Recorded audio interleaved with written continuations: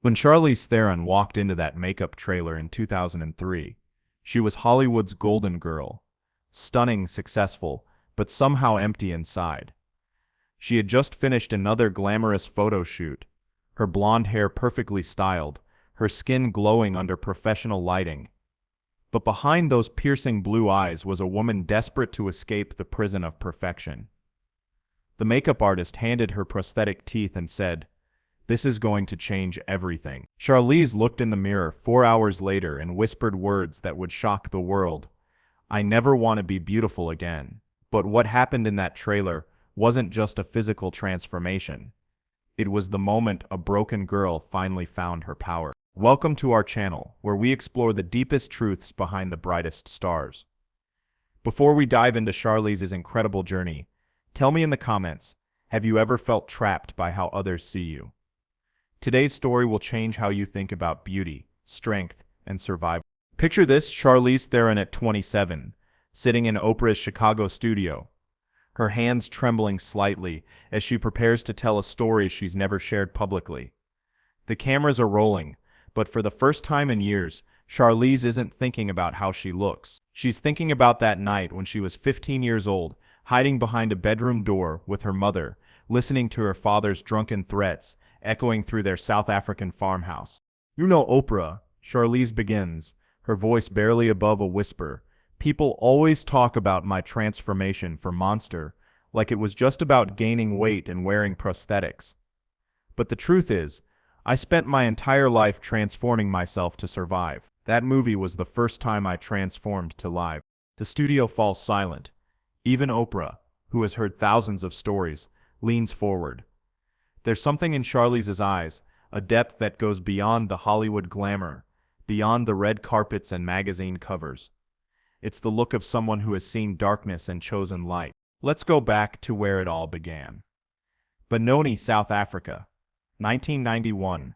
15-year-old Charlize is home from boarding school for the weekend. The house feels different.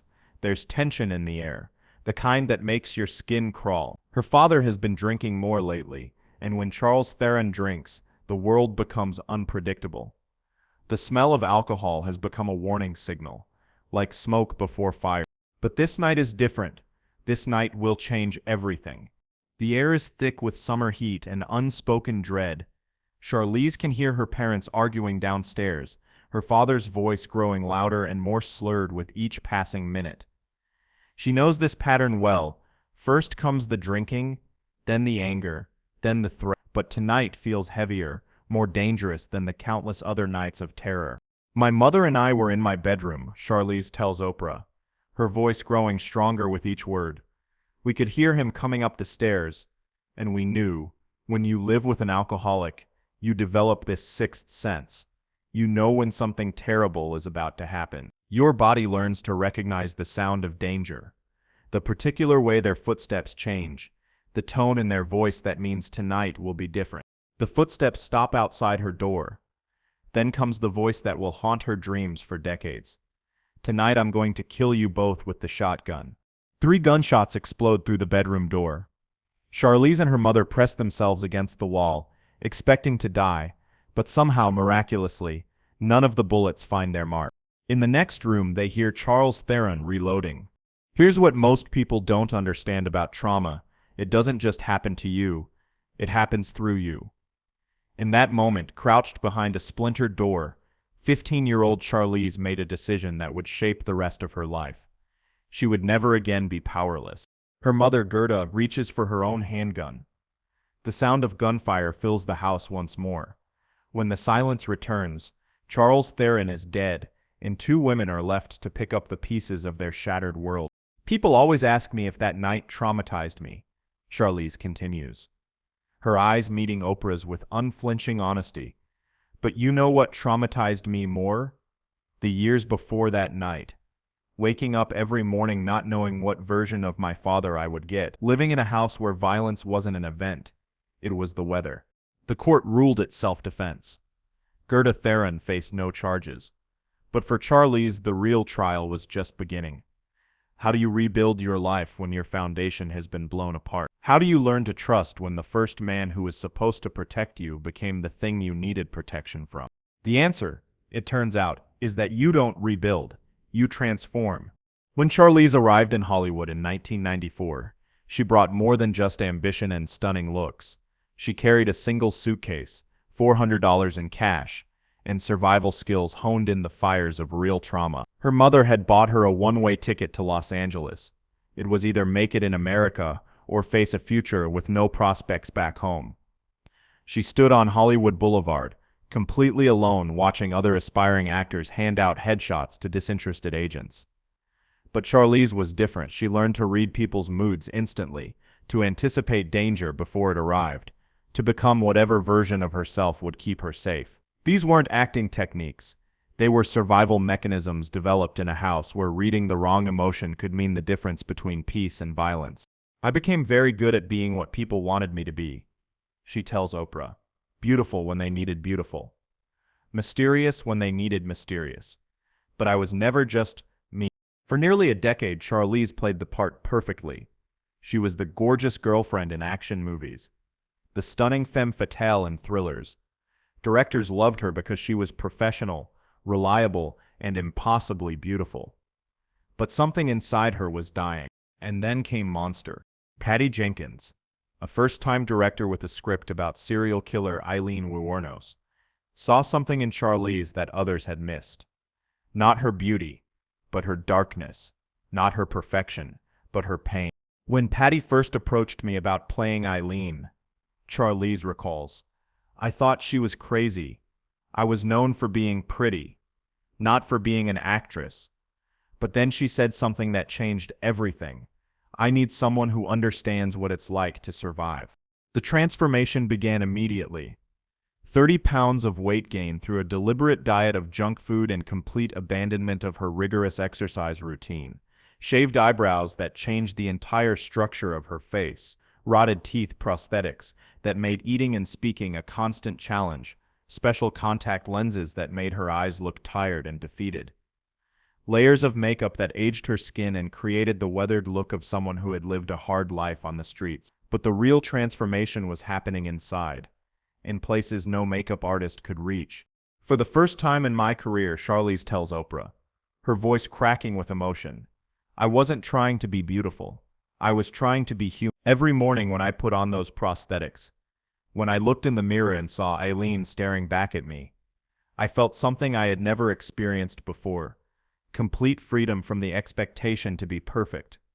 It was terrifying and liberating at the same time. The physical changes were just the beginning. Charlize spent months studying Aileen's mannerisms, watching hours of courtroom footage, learning to move differently in her body. She practiced Aileen's unique way of smoking, her defensive posture, the way she held her shoulders when she felt threatened. But not everyone was supportive of this radical change. 3 weeks into filming, Charlize received a phone call that would test everything she had learned about standing up for herself. It was 3 a.m. when the phone rang in her hotel room.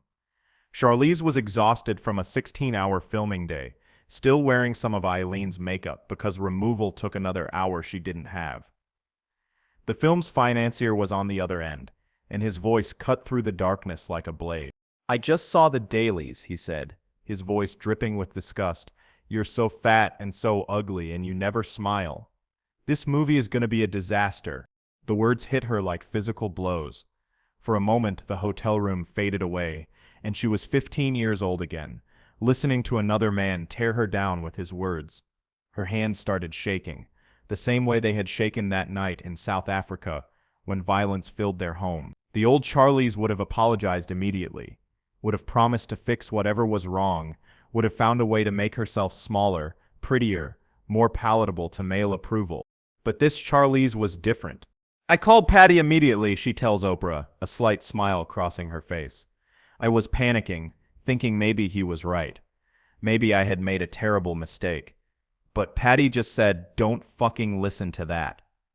It was the first time I heard a woman tell me to fight back instead of giving in. In that moment, something clicked. This wasn't just about a movie role anymore. This was about reclaiming the power she had lost at 15.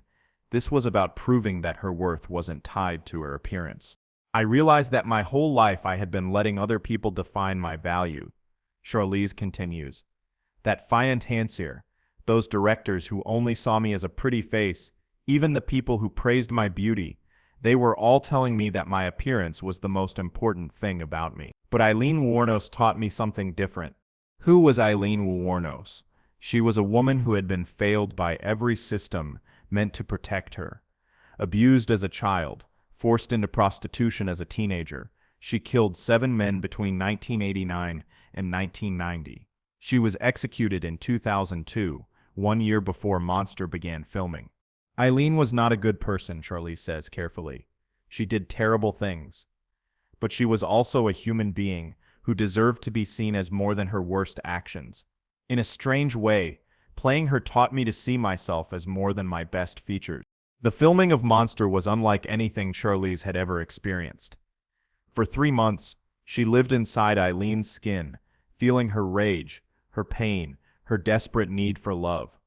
It was exhausting, traumatic, and transformative. There were nights when I would go back to my hotel room and not recognize myself in the mirror, she tells Oprah. Not because of the makeup or the weight gain, but because I was finally seeing the real me. The me that existed underneath all the performance. But the real test came when filming wrapped and it was time to return to her old life. Could she go back to being Hollywood's golden girl after touching something so raw and real? The answer came at the 2000. When her name was called as Best Actress winner, Charlize stood up slowly, almost in disbelief. The entire theater erupted in applause. But for a moment, she couldn't hear anything. Time seemed to freeze as she processed what had just happened. As she walked to the stage in her stunning Vera Wang gown, her hands trembling with emotion, she wasn't thinking about her dress, or her hair, or how she looked on television. She was thinking about Aileen Wuornos, about her mother Gerda sitting in the audience with tears streaming down her face, about that 15-year-old girl who had learned to survive in a world that wanted to destroy her. Standing at the podium, holding the golden statue that represented everything she had ever dreamed of achieving, Charlize felt a profound shift happening inside her. This wasn't just recognition for her performance. It was validation that her truth, her pain, her transformation had value. This is for every woman who has been told she's not enough, she said into the microphone, her voice strong and clear despite the emotion threatening to overwhelm her. And for Aileen Wuornos, who never got the chance to be seen as human. But winning the Oscar was just the beginning. The real transformation was still to come. In the years following Monster, Charlize made a conscious choice to seek out roles that challenged the world's perception of her. She shaved her head for Mad Max Fury Road, playing a one-armed warrior who refuses to be saved. She gained weight again for Tully, portraying an exhausted mother struggling with postpartum depression. Each role taught me something new about strength, she tells Oprah. Aileen taught me that survival can look ugly. Furiosa taught me that vulnerability and violence can coexist. Marlowe in Tully taught me that motherhood is its own kind of heroism. But perhaps the most important lesson came from her work with the Charlize Theron Africa Outreach Project, which she founded in 2007. Working with young people affected by HIV/AIDS, she saw her own story reflected in theirs, the story of transformation through trauma. She would sit in community centers across South Africa, listening to teenagers share their struggles with poverty, violence, and disease. Their resilience reminded her of her own journey, of how survival could be its own form of strength. One young girl, barely 16, told Charlize about losing her parents to AIDS and raising her 3 younger siblings alone. As she listened, Charlize realized that her privileged position in Hollywood came with a responsibility to amplify voices that might otherwise go unheard. I realized that my childhood in South Africa, as difficult as it was, had given me something precious, she says. It had given me empathy for people who are fighting to survive. And that's not something you can learn from a script or a director. That comes from your own experience of darkness. Today, Charlize sits across from Oprah as one of Hollywood's most respected actresses and activists. But more importantly, she sits there as herself. Not the version others want her to be, but the version she has chosen to become. Beauty is not a weakness, she says finally. her voice filled with hard-won wisdom, but it becomes a prison when it's the only thing people see. Monster didn't make me ugly. It made me free. As our time together comes to an end, Charlize shares one final thought that captures the essence of her journey. That night when I was 15, I thought my father was going to kill me. In a way, he did kill something. He killed the girl who believed she was powerless. But from her ashes rose a woman who knows that true beauty comes from the courage to be seen as you really are. The cameras stop rolling, but the conversation continues. Because this is what transformation really looks like. Not a before and after photo, but an ongoing choice to grow beyond the limitations others place on us. In the quiet moments after filming, Oprah and Charlize sit together, two women who understand that real strength isn't about being unbreakable.